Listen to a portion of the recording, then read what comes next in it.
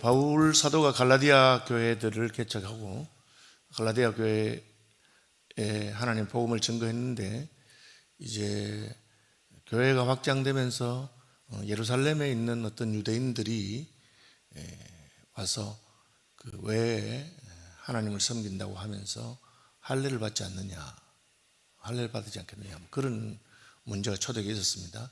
율법을, 구약에 있는 절기라든지 그런 것을 왜 지키지 않느냐, 그렇게.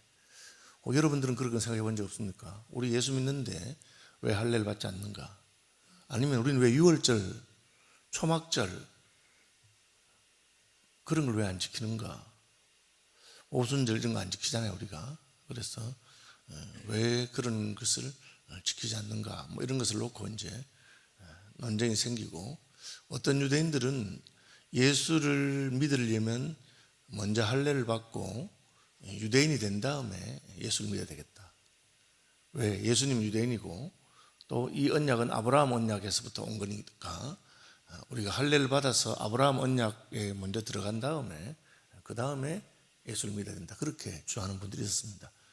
물론 그 가르침은 잘못된 것이고, 하지만 이제 예루살렘에서 왔다고 하니까 또 우리는 예수님을 직접 만났다고 하고 그렇게 하는 사람들이 있으니까, 사도 바울은 물론 예수님 만났지만 예수님 부활하신 다음에 만난 거기 때문에 육체로 계실 때 만난 건 아니고 해서 그런 게 있었습니다. 그래서 이제 바울이 이 문제 때문에 여러 번 고민하고 하는 중에 있었던 걸 적었는데, 오늘 본문에는 지난번에 한번 바울이 예루살렘에 올라가서 사도들과 만나고 자기 복음을 전거한 적이 있는데, 이제 다시 올라갑니다. 14년 후에 내가 바나바와 함께 디도를 데리고 다시 예루살렘에 올라갔다, 그렇게 합니다. 이제 이번에는 바나바하고 바울하고 디도가 같이 예루살렘에 올라갔습니다. 14년 동안은 안 갔습니다. 그것은 바울이 그 14년 동안에 복음을 전한다고 바빴기 때문에. 그럼 왜 올라갔느냐? 그 뒤에 보시면 계시를 인하여 올라가, 이 말은 하나님께서 바울에게 올라가라고 했다는 겁니다. 바울아, 이게 잘못하다가 교회 안에 분쟁이 생기고 교회 안에 나눔이 있겠다, 그렇게. 여러분, 교회도 사람이 모이는 곳이기 때문에 생각들이 다 다릅니다. 한 사람은 이게 옳다고 생각하고 다른 사람은 저게 옳다고 생각합니다. 근데 그게 별로 중요하지 않은 것 같으면 그냥 각각 알아서 하면 되지만, 그걸 놓고 교회가 어떻게 해야 되는지 분란이 생긴다면 어떻게 하겠습니까? 그래서 아마 하나님께서는 다시 한번 예루살렘에 올라가서 이 문제를 매듭을 지으면 좋겠다. 갈라디아 교회에 온 그런 이단들이 앞으로도 생길 수 있기 때문에요. 그래서 바울은 하나님께서 나로 하여금 예루살렘에 올라가도록 했다. 그래서 내가 이방 가운데 전파하는 복음을 저희에게 제출하되, 이 말은 바울이 자기가 전하는 복음의 내용을 예루살렘에 가서 사도들에게 말했다는 겁니다. 그 뒤에는 재밌는 말인데, 유명한 자들에게 사사로이 한 것은 내가 다름질하는 것이나 다름질하는 것이 헛되지 않게 하려면 왜 공적으로 하지 않고 그냥 사사로이 했을까? 이것은 이제 아직까지 이것을 공개적으로 서로 누가 옳으니 그러니 그럴 건 아니고, 바울에 대해서 자꾸 헐뜯는 말이나 다른 말이 있으니까 바울이 그런 말 하지 않으면 좋겠다 하면서 내가 믿는 신앙에 대해서, 내가 전하는 복음에 대해서 바울이 잘 증거하게 한 것입니다. 그러면 우리가 성경에 있는 것이거나 또 우리가 지키는 것 중에 어떤 것은 본질적인 것이고 어떤 것은 본질적인 것이 아닌가 하는 것이 참 중요합니다. 예수님께서는 새 포도주는 새 부대에 넣어야 한다 하시면서 복음의 본질적인 것이 포도주 부대라고 하는 비본질적인 것 때문에 망쳐지면 안 된다고 그렇게 말했습니다. 그래서 여러분도 내가 신앙생활하는 가운데 어떤 것은 본질적인 것이고 어떤 것은 문화적인 것, 한국 문화에 되는 것, 그런 것인가를 생각해야 됩니다. 이를테면 우리는 새벽기도회를 합니다. 그런데 성경에도 보면 예수님이 새벽에도 기도하셨고 하니까 이건 좋은 겁니다. 그런데 유럽이나 미국의 그리스도인들은 새벽기도 하지 않는 분들이 많이 있습니다. 그러면 새벽기도 하는 것은 본질적인 것인가 비본질적인 것인가? 새벽기도에서 본질적인 것은 무엇입니까? 하나님하고 만난다는 겁니다. 기도하는 것은 본질적인 겁니다. 그런데 새벽에 교회에서 모여서 기도하는 것은 본질적인 게 아닙니다. 한국 사람들은 들으면 기분이 나쁘겠지만 본질적인 게 아닙니다. 저희 교단에 이번에 총회 부회록 서게 되신 구빈근 목사님이라고 계시는데, 이분이 농촌에 가서 목회를 아주 잘해요. 그래서 한 200명 모이던 교회가 한 700명 정도로 성장했습니다. 더 놀라운 것은 그 중에 대학 청년들이 굉장히 많습니다. 총회 목사장로 기도해야 하면은 그 교회 대학부 애들을 데리고 와서 한 100명 데리고 와서 찬양단으로 찬양하고 합니다. 그래서 제가 목회하는 얘기를 들어보니까 자기 교회는 새벽 기도 교인들이 몇 명 안 된대요. 왜? 나이 드신 분들 모고 젊은 애들이 새벽에 일어나질 못한대요. 그래서 자기가 이 새벽에 기도를 해야 되는데 애들이 일어나지 못하니까 어떻게 하면 좋을까 하다가 젊은 애들이 새벽에 기도를 못하면 저녁에 기도를 하면 되겠다. 애들은 저녁에는 멀쩡하니까요. 그래서 저녁 기도회를 시작했습니다. 그래서 지금은 새벽 기도회보다 저녁 기도회가 더 많이 나온대요. 저녁 기도회는 주로 젊은 사람들이 나옵니다. 새벽 기도회는 나이 드신 분들이 나오는 거죠. 여러분, 우리가 하나님 앞에 시간을 정해서 규칙적으로 기도하는 것은 본질적인 것이라 할 수 있습니다. 왜? 성경에도 쉬지 말고 기도해라 했고, 무시로 성령에서 기도하라 했고, 기도하라 했기 때문에 기도하는 것은 하나님의 명령입니다. 그런데 어떤 방식으로 기도하느냐 하는 것은 본질적인 것이 아닙니다. 한국 교회는 새벽 기도하라는 좋은 전통을 가지고 있기 때문에 그것을 지키는 것은 좋습니다. 그런데 이게 언제까지 지킬지는 저는 잘 모르겠습니다. 세월이 많이 지나서 진짜 앞으로 우리 다음 세대가 가면 힘들어질지도 모르죠. 미국 교회가 새벽 기도를 잘 못 지키는 것은 멀어요. 집에서 다. 그래서 주일날 오는 건 괜찮은데 차를 타고 30분, 1시간씩 늘 이렇게 멀리 살기 때문에 오는 힘들고, 그래서 그분들은 자기 침대에서 혼자 기도를 합니다. 아침에 일어나면. 그래서 그게 큐티라고 그런 것이 발전한 것이죠. 그런데 할례 같은 것은 본질적인 것이 아닌가요? 그렇게 생각합니다. 할례는 하나님 아브라함에게 맺은 언약인데, 근데 예수님께서는 할례를 받으셨죠. 그렇지만 바울은 할례가 본질적인 것이 아니라고 생각했습니다. 본질적인 건 뭡니까? 세례입니다. 예수님께서는 이제 할례를 세례로 바꾸셨습니다. 그래서 누구든지 복음을 전하면 세례를 받도록 그렇게 했습니다. 그럼 할례는 유대인들은 받는 겁니다. 그래서 아브라함 후손이기 때문에 오늘날도 유대인들은 할례 받습니다. 자기들이 유대인이라고 하는 표시죠. 아브라함의 후손이라고 하는 표시입니다. 우리는 유대인이 아니기 때문에 할례 받을 필요가 없습니다. 바울이 예루살렘에 올라가서 사도들과 개인적으로 만나서 자기의 견해를 주장했습니다. 그러니까 그분들이 그것을 잘 받아들이고 3절, 나와 함께 있는 헬라인 디도라도 억지로 할례를 받게 아니하였으니, 이 말은 누가 디도에게 할례 받는 것을 강요하지 않는가 하는 건데, 이제 우리말 지금 개역개정판에는 분명하지 않지만 다른 번역 성경을 비교해 보면 예루살렘에 있는 사도들이 그렇군요, 그렇다면 바울과 함께 다니는 디도에게 굳이 할례를 받으라 할 필요가 없겠습니다. 그분은 헬라인이기 때문에 그렇게 말했습니다. 유대인과 헬라인의 혼혈이었던 디모데는 나이가 들어서 늦게 할례를 받습니다. 왜 그랬을까요? 바울이 디모데를 데리고 복음을 전하는데 유대인들에게 가서 복음을 전하는데 디모데가 할례 받지 않은 이방인이라고 하는 것 때문에 복음 전하는데 방해가 될까 싶어서 디모데에게 할례를 받게 했습니다. 그런데 헬라인 디도는 유대인들보다는 아마 이방인 그리스도인들에게 주로 복음을 전하는 그런 목사님이 되었던 것 같습니다. 디도에게 대해서는 예루살렘에 올라갈 때도 할례 받지 아니하고 예루살렘에 있는 분들도 굳이 할례를 받으라고 하지 않았습니다. 이 부분에 관해서 이제 신학자들이나 교회사의 전통을 통해서 정돈된 그 있습니다.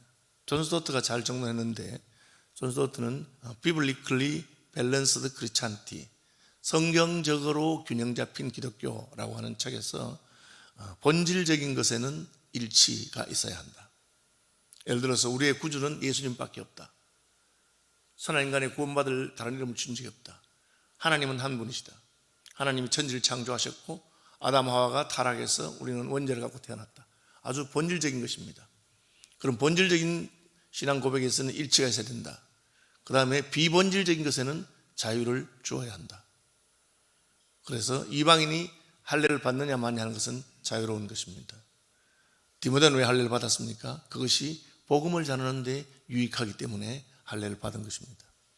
받아야 될 의무로 한 것이 아니고 스스로 그렇게 한 것입니다.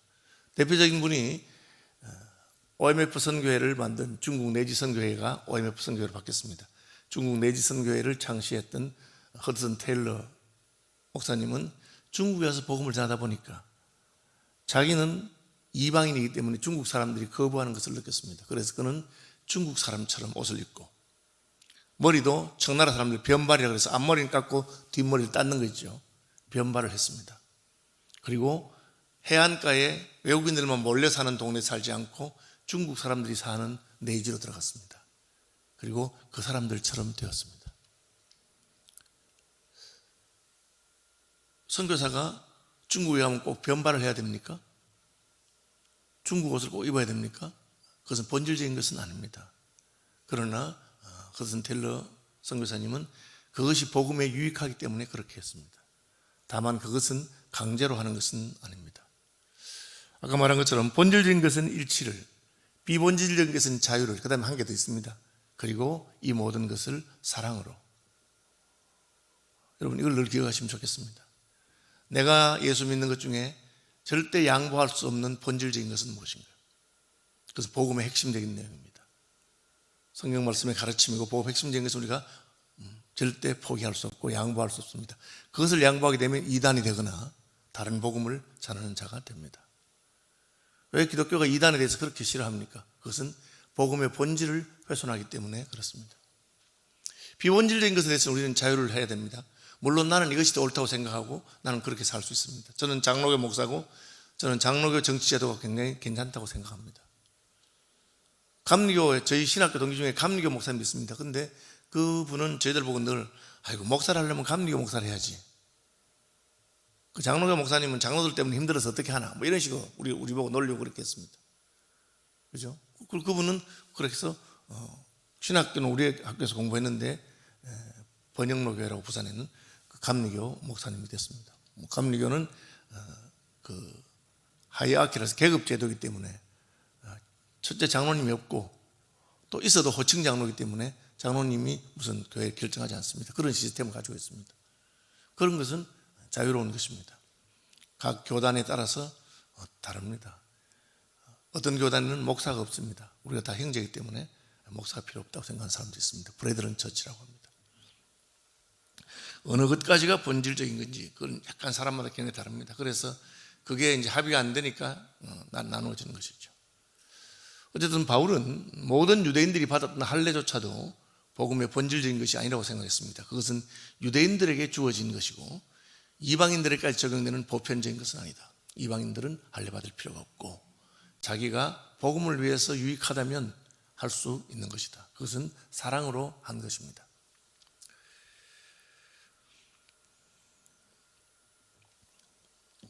바울은 복음 진리 외의 것에 대해서는 조금이라도 양보하지 않고 사도로서 복음 진리만 앞에는 항상 자기가 양보하는 것을 보게 됩니다. 그 다음에 뒷부분 가면 그러면 바울과 베드로에 대해서 6절 유명하다는 이들 중에 본래 어떤 이든지 내게 상관이 없으되 하나님은 사람의 외모를 취하지 아니하시나니 저 유명한 이들은 내게 더하여 준 것이 없고 도리어 내가 무할례자에게 복음 전함 맡기를 베드로가 할례자에게 맡음과 같이 한 것을 보고 이 말은 뭐냐면 우리가 자칫 잘못하면 교회 안에서도 무슨 큰 교회라든지 또 뭐 직분이라든지 이런 것 때문에 계급 개념같이 누구는 더 잘나고 누구는 뭐 했기 때문에 그렇게 하는데 여러분 예수 믿는 사람들은 본질적인 것은 다 같기 때문에 우리가 그야말로 세례교인만 되고 제대로 배우면 그 하나님께서 주신 그 가르침에 있어서 더한 게 없어도 괜찮습니다. 있으면 좋죠. 그죠? 그럼 공부를 많이 하신 신학자라든지 또 목회를 오래 하신 분이라든지 그런 게 다 유익한 게 있습니다. 그러나 그것이 본질적인 것은 아닙니다. 다만 차이는 있습니다. 어떤 차이가 있느냐? 이것을 우리는 복음적 분업이라고 합니다. 저는 유학을 갔잖아요. 박사 공부를 하기 위해서 유학 갔는데 가서 제가 탁 깨달은 게 내가 너무 늦게 왔구나. 넘어왔기를 깨달았습니다. 그래서 내가 교수를 하고 싶었으면 더 일찍 왔어야 되는구나. 공부가 너무 재밌었습니다. 저도 그러나 나는 이 교수 사역을 내 평생의 주 업무로 하는 것은 아니겠구나. 그래서 제가 하나님께 기도하고 그랬는데 하나님께서 저에게 주신 말씀이 있습니다. 그래, 너는 목회를 하게 될 것이다. 그러나 교수라는 말도 들을 거라고 그렇게 말씀하셨어요. 그래서 내가 뭐 박사학위를 연구해서 안 따고 왔는데 어떻게 할 거냐. 한국 와서 저는 이제 목회하게 되고 개척교회를 하게 됐는데 어느 날 고친대학의 총장님이 저에게 전화가 왔어요. 와서 외래 교수를 할 수 있느냐고. 그래서 제가 박사학위 없습니다. 그러니까 박사학위 없어도 괜찮다고. 그래서 제가 10년간 교수 사역을 하게 됐어요. 그렇지만 저는 제가 교수 사역하는 것이 저의 그건 아니라고 생각합니다. 부른 게 다른 거죠. 선교사님들 각각 다릅니다. 교수가 더 뛰어나냐, 목회자가 더 뛰어나냐, 선교사가 더 뛰어나냐. 저는 전에 SF 간사를 했으니까 학생 사역을 전문하는 간사 뛰어나 그런 건 없습니다. 그것은 각각 하나님께서 각각 맡긴 일이 다른 것입니다. 그래서 바울은 나는 이방인의 사도로 부름받았기 때문에 그 일에 전념하게 되고, 베드로는 예루살렘에서 복음을 전하고 유대인들을 가르치고, 그 각각 다른 것입니다. 그래서 거기서 차별은 없다, 그 이야기를 하고 있습니다. 그래서 우리는 서로 교제한다. 나와 바나바의 교제 약속을 청했다. 또 내게 주신 은혜를 알므로 기둥같이 여기는 야고보와 게바와 요한도.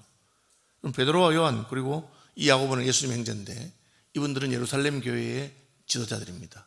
주도적인 지도자들이고, 실제로 예루살렘 교회는 큰 부흥이 있어서 한 번에 3,000명, 그 다음에 5,000명, 그 다음에 수만 명, 남녀의 큰 무리가 있지만 오늘날로 말하면 수만 명이 모이는 큰 교회와 같습니다. 그런데 그 지도자들이, 바울은 전 세계를 다니면서 한 곳에 오래 있어봤자 3년입니다.